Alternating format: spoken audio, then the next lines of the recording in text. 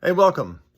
This is the first in a series of videos about books that I feel are essential to your fur trade era history library.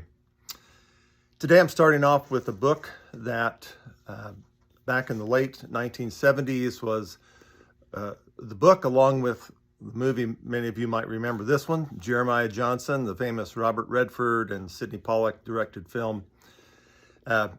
Really first got me interested in learning more about fur trade era history. Winfred Blevins in 1974 published a book called Give Your Heart to the Hawks. And when I was in college still and traveling with an athletic team, this is a book that I carried with me on long trips and read. In fact, I read it probably 2 or 3 different times. Blevins is a well-known, established writer. He's won a number of awards. I think he's a member of the Western Writers Association out of Wyoming. And this particular book, I think they like to refer to it as a nonfiction narrative type of book. But I'm going to talk a little bit about the book and why I think it's essential to your fur trade era history library. First of all, it's a great book. And one of the things that Blevins does very, very well with this book, he's not assuming that he's going to be able to tell the complete history of the fur trade era. But what he does, and what I think really captured my attention with this book when I first read it, I was fascinated with the characters, the actual people who traveled, out west of St. Louis and were trapping along the Missouri River down through Santa Fe area.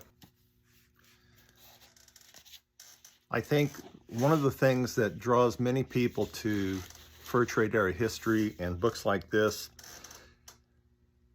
is something that Blevins says in his introduction. He writes, in reading about them, I was fixed, aside from the color and the drama, with one emerging conclusion, that the mountain men achieved a great degree of personal sovereignty that few men ever reach, that they were full kings of their own lives.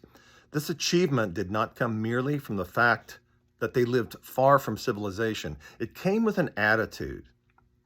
They chose to live with challenge. They welcomed that challenge, and they took full personal responsibility for meeting it.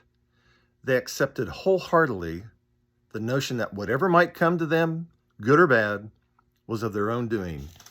In short, they accepted ultimate aloneness. That was what made them sovereign and heroic.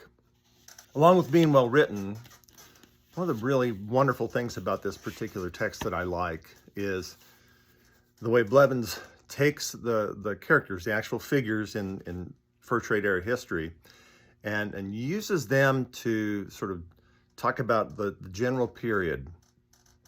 He gets into really good detail with some of their stories, and many of these people are the figures that, if you like fur trade era history, are well-recognized names. John Coulter, many assume was kind of the first mountain man. Hugh Glass, guys, Jed Smith, Kit Carson, Jim Bridger, of course. Also gets into the history about the Missouri Fur Trade Company as well as the American Fur Trade Company. So there's information about Manuel Lisa as well as William Ashley. And their stories really come to life in the way Blevins puts things together in this book. The other thing that's very, very helpful, at least to me as a historian, is this book has a couple of appendices that give you some really great information. It's got a notes section, and it's got a wonderful bibliography. That helped me when this was really the first book that I picked up. I think I paid 50 cents for this back in the 70s. But it led me to a number of other books that have become just sort of standards within my library. And we'll probably talk about those in the future.